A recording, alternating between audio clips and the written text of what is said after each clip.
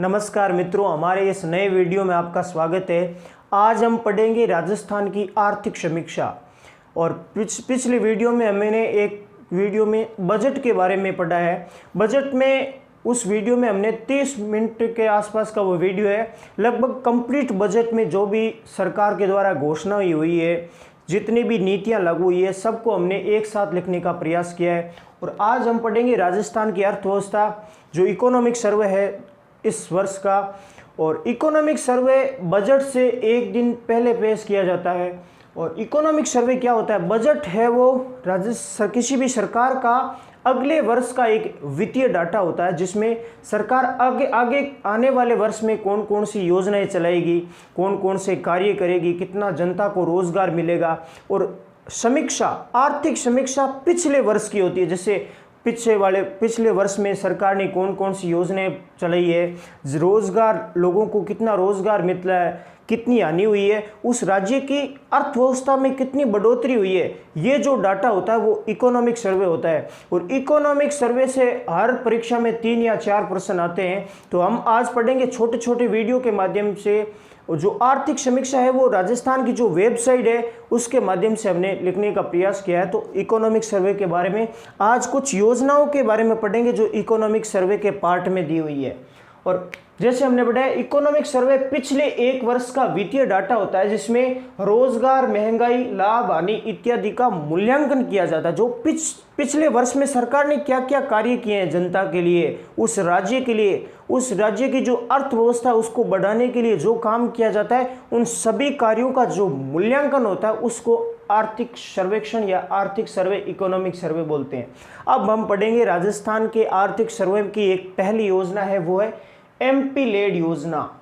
MP lead यानी member of parliament. कुछ योजनाएं हैं जो मतलब उस इकोनॉमिक सर्वे में दी गई है। जैसे एमपी लेड योजना, एमपी लेड मतलब member of parliament local area development. MP lad योजना मतलब संसद का सदस्य, member of parliament lad LAD मतलब लोकल एरिया डेवलपमेंट योजना। एक संसद का सदस्य होने के नाते सरकार है वो उसको 5 करोड़ रुपए प्रति वर्ष देगी। किसके लिए?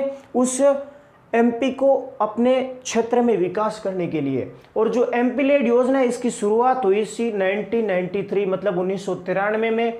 और अब हम देखेंगे कि कौन कौन सा एमपी किस किस क्षेत्र में वो 5 करोड़ रुपए प्रति वर्ष मिलेंगे। हर एमपी को, प्रत्येक एमपी को प्रति वर्ष 5 करोड़ रुपए की राशि उस एरिया में लोकल एरिया डेवलपमेंट के लिए।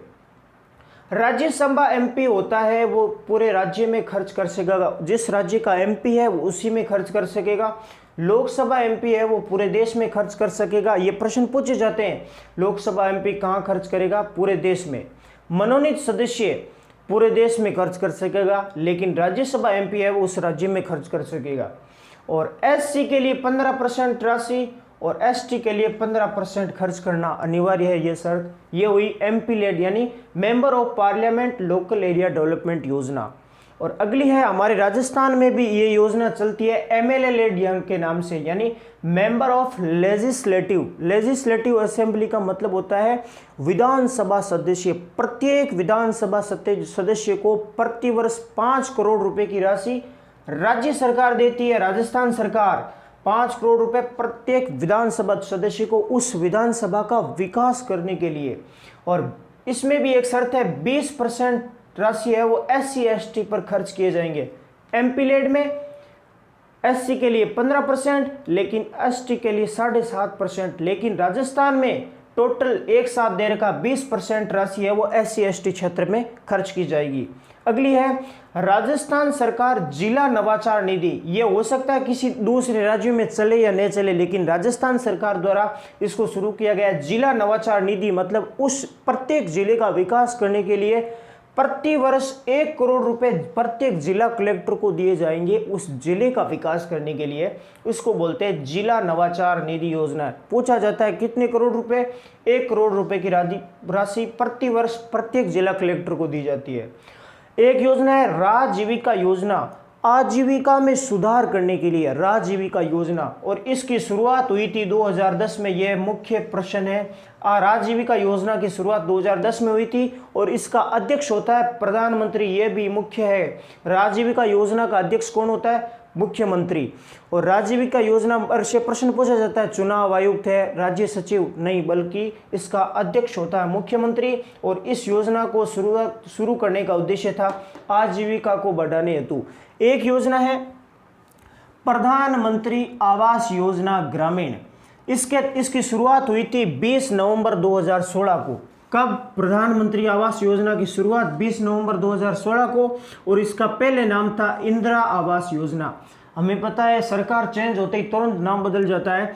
इसका पहले नाम था इंदिरा आवास योजना और इसका 20 नवंबर 2016 को ये शुरू हुई है नए रूप में प्रधानमंत्री आवास योजना ग्रामीण। इंपॉर्टेंट, एक ग्रामीण क्षेत्र की योजना है और इसमें आवास निर्माण के लिए 1,20,000 रुपये की राशि सरकार देती है। ऐसा नहीं है कि घर आवास बनाने के लिए पूरी राशि नहीं, बल्कि कुछ अपने खुद से लगाना पड़ता है। और सरकार है वो 1,20,000 रुपये राशि देती है और 12,000 रुपये देती है शौचालय निर्माण के लिए। और इसके साथ में 90 दिन का अतिरिक्त रोजगार भी मिलता है। किसके में? प्रधानमंत्री आवास योजना के तहत ग्रामीण क्षेत्रों में घर निर्माण के लिए, आवास निर्माण के लिए। और इसमें केंद्र सरकार 60% खर्च करती है और राज्य सरकार का हिस्सा देती है 40%। 60-40 हिस्सा होता है केंद्र और राज्य सरकार का।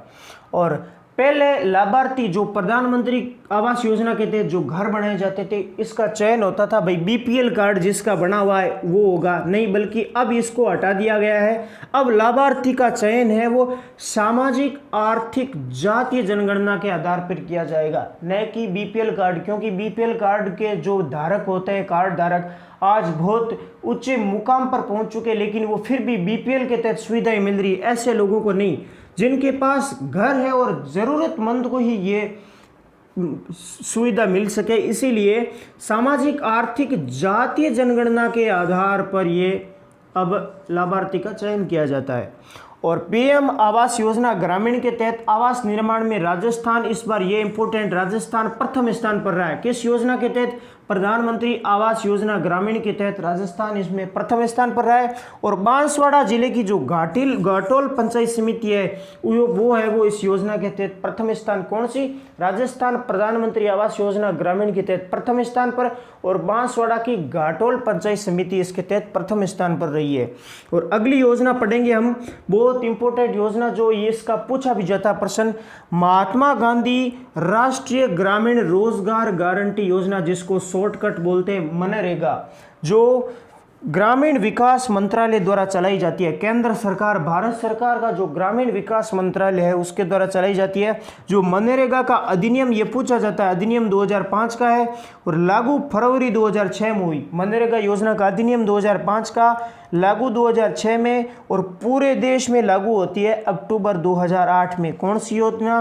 मनरेगा योजना, महात्मा गांधी राष्ट्रीय ग्रामीण रोजगार गारंटी योजना। एक्ट 2005 का है, लागू फरवरी 2006 में, लेकिन पूरे देश में लागू होते ही अक्टूबर 2008 में। इसके तहत कुछ मुख्य प्रावधान और है, कौन कौन से लाभार्थी होंगे मनरेगा योजना के तहत। रोजगार मिले, इसके तहत 100 दिन का रोजगार दिया जाता है हर वर्ष। ऐसा नहीं है कि 365 दिन पूरे साल ही रोजगार दे, ऐसा नहीं है। 100 दिन का प्रति वर्ष प्रति परिवार को मिलता है। ऐसा नहीं कि प्रत्येक सदस्य को, प्रति परिवार को 100 दिन का रोजगार दिया जाता है एक साल में। और ग्रामीण क्षेत्र में, ग्रामीण क्षेत्र की योजना है मनरेगा, न कि शहरी क्षेत्र की। गांव के लोगों को विकास दिया जाता है, न कि शहरी क्षेत्रों का। शहरी क्षेत्रों की योजना नहीं है।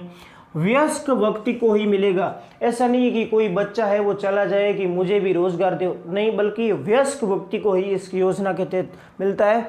अकुशल व्यक्तियों को रोजगार मिलता है, कुशल व्यक्ति इस योजना के हकदार नहीं होंगे। ऐसा नहीं है कि किसी को लैपटॉप कंप्यूटर चलाना आता है, मतलब कुशल व्यक्ति किसी काम करने को दक्ष है, ऐसे व्यक्ति को रोजगार नहीं मिलेगा।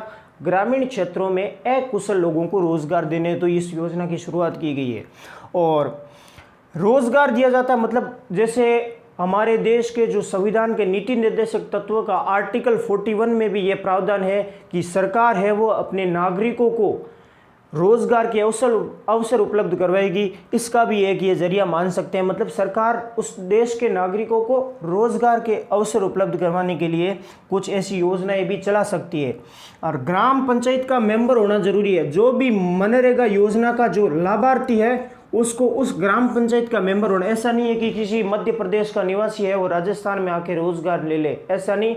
जिस ग्राम पंचायत का मेंबर है उसी में, और रजिस्ट्रेशन के 15 दिन के भीतर उसको रोजगार देना जरूरी होता है। ये कानून भी बना हुआ है, मनरेगा कानून, एक योजना भी है मनरेगा योजना, और मनरेगा कानून भी है जिसके तहत 15 दिन के भीतर जॉब कार्ड में उसका अगर रजिस्ट्रेशन हुआ है तो उसको 15 दिन के भीतर और 5 किलोमीटर की दूरी के अंदर, जिस घर जो भी घर है उसका 5 किलोमीटर की दूरी के अंदर उसको रोजगार मिलेगा।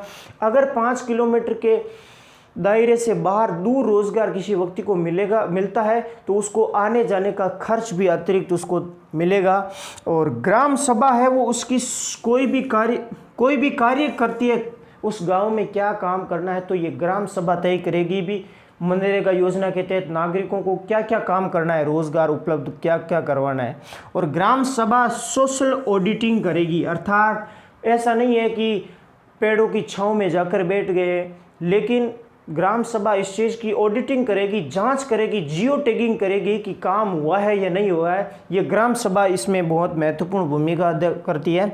और मनरेगा योजना के तहत जियो टैगिंग करने, अर्थात योजनाओं को संचालित करके उसको जांच करने में पूरे देश में कोटा जिले को दूसरा स्थान हासिल हुआ है। कौन सा?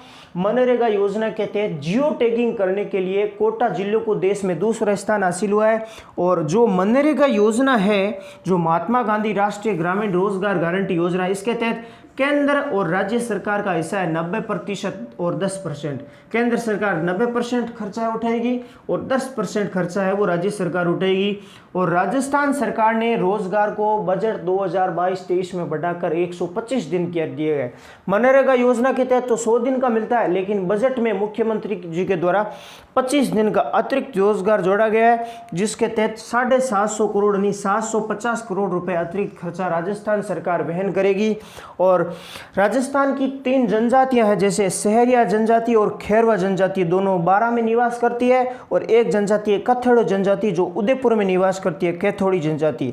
इन तीनों जनजातियों को 200 दिन का रोजगार उपलब्ध करवाया जाएगा और बाकी को राजस्थान के निवासियों को 125 दिन का रोजगार मिलेगा। इस प्रकार हमने आर्थिक समीक्षा राजस्थान के एक पार्ट में इतनी जानकारी कुछ योजनाओं के बारे में पढ़ा है। अगले पार्ट में राजस्थान की आर्थिक समीक्षा का एक अगला पार्ट आएगा। तो अगर आपको ये वीडियो पसंद आया तो लाइक और शेयर करें। Thank you.